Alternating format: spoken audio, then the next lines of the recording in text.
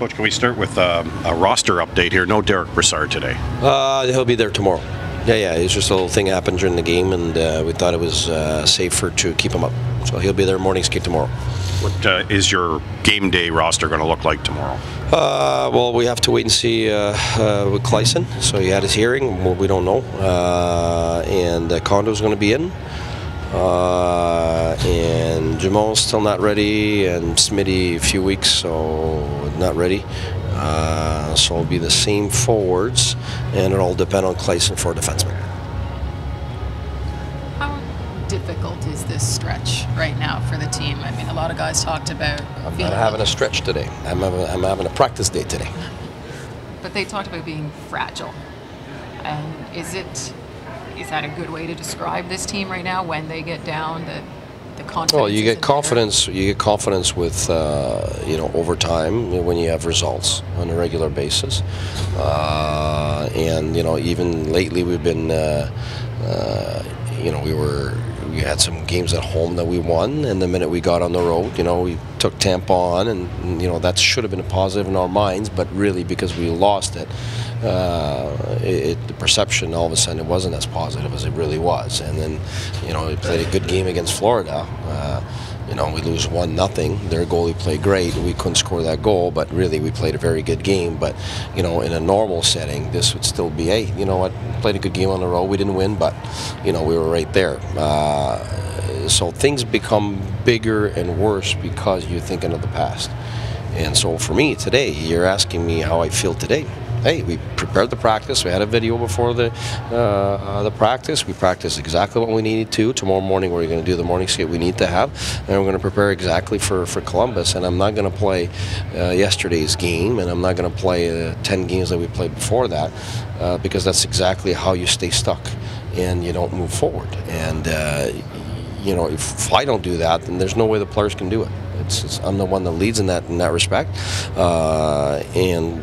We looked today at yesterday of the things that we wanted different, and then we went out and practiced them, and now we have to have the confidence that we're going to be giving ourselves a chance, especially at home. I think we played good the last games at home, and apart from a little part of the game against Minnesota, we were leading 3-1. So it's exciting to be home, and we're looking forward to being home and getting this game back. When you look at yesterday's game, the scoring chances are 15-11 for us, but I really don't like the first two goals. The first two goals are two things that we can't allow. Period. That's where it's at. That's the truth. That's the reality. It's the back check. She should have been right there. And on the second goal there, that blue paint goal, that's easily something we take away. So those two goals for me set the tone, and that's where the fragility it comes in. Is okay. We're usually 2 goals behind. We're still there. And now we have to fight back to get the right frame of mind to be able to fight back. And then we got that goal, but then because you've given away those first 2 goals that you shouldn't, at the end, that's the difference in the score. Because really, we gave them 22 shots in their bar and only 11 scoring chances. So in that respect, it's not about the numbers thing. It's more of a mental thing. Once the game starts, whether the other team scores or not, we can't change how hard we have to play, what kind of attitude we need to have, and what kind of discipline we need to have. And that's where it's fragile, and that's where we have to be mentally tougher. Period. Jared mentioned last night that you have a thing long term. You know it more now. You play against guys like Shabbat and Schlappick a little more. Well, the reality for me now is you're doing both. You're doing both because it's first of all, Borrow's not coming back right now. Weidman's, forever. And so there's the opportunity, and he's the one that deserves it. That's why he's in. It's not like, okay, I'm trying him. We're not trying anybody. We're guys that Schlappick deserve to come up. When and I'm not the one deciding who's coming up or not. I mean, that's management knows, and they know who deserves it. And so when we needed somebody, hey, who deserves it? It was Schlappick, clear. So before that, it was Paul. That's why they're both here. And you know what? I like their work ethic.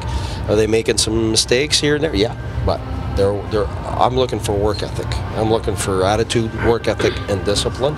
And those kids are giving us the work ethic that we need, the enthusiasm that we need, and their role is to make that contagious. And with Chabot, scores a nice goal on a shooting mentality play, and his game keeps growing, and that's what we're looking for. Like, if he wasn't good enough, he wouldn't be, like right now, it wouldn't be just to fill a spot. We'd fill a spot with somebody else. Like right now, his development is too precious for us to screw it up, to be honest with you. So he's here for the right reasons, and he's deserving the ice time.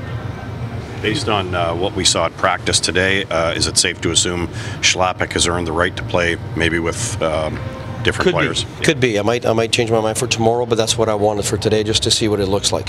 But you could see, young guy, he was looking at the other guys now, he's playing with vets, and all of a sudden it's this different pressure. So then right now he's got to be able to manage that, and we'll see if he's able to manage it. But that's just, obviously the last 2 games for me, really liked the way he was playing. Yeah. Really. But I've liked him since the beginning, so it's not, I just think this guy's he's got really good NHL tools. Is he ready? We'll see over time, but right now he's getting the opportunity to at least improve and see the NHL setting and get better in the right way. Given the situation that you're in, is it easier to go look at it day by day, because the big picture might be a little bit too intimidating? For sure. Yes, you're absolutely right. And I found that my whole life about everything. Anyways, it's just, if you look far ahead, if you look at the big picture, even on the good side, when things go great, you still want to focus on that one moment thing, because the minute you get ahead of yourself on a positive or on the negative side, you lose yourself. It doesn't matter what sphere of life you're in. That's what you want to have, the main goal. But sometimes your main goal that you want, you're going to get a little later than you thought, and sometimes the opposite. You get a little earlier than you thought. But what can't change is the way you approach your everyday process. And as you saw today, we had high work ethic in that practice. We had high involvement. We had meetings before practice. I had some meetings right now. We're working very hard to day by day improve what we need to improve and find some chemistry in some guys, and making sure we're getting tougher mentally. This is tough. It really is. But that's exactly where you grow. You grow, or there's three ways to react to pressure, adversity. It's always the same. You fight, you freeze, or you fly away. It's one of the three. It doesn't matter. It's been like that forever. So I choose to fight, and the players have to choose to fight. And whenever our minds go in the wrong direction, to fly or bail out or find excuses or freeze and hope for other things, we're in the wrong. And it's our jobs as professionals to have our minds in the right place so that the rest follows. And that's what we had today.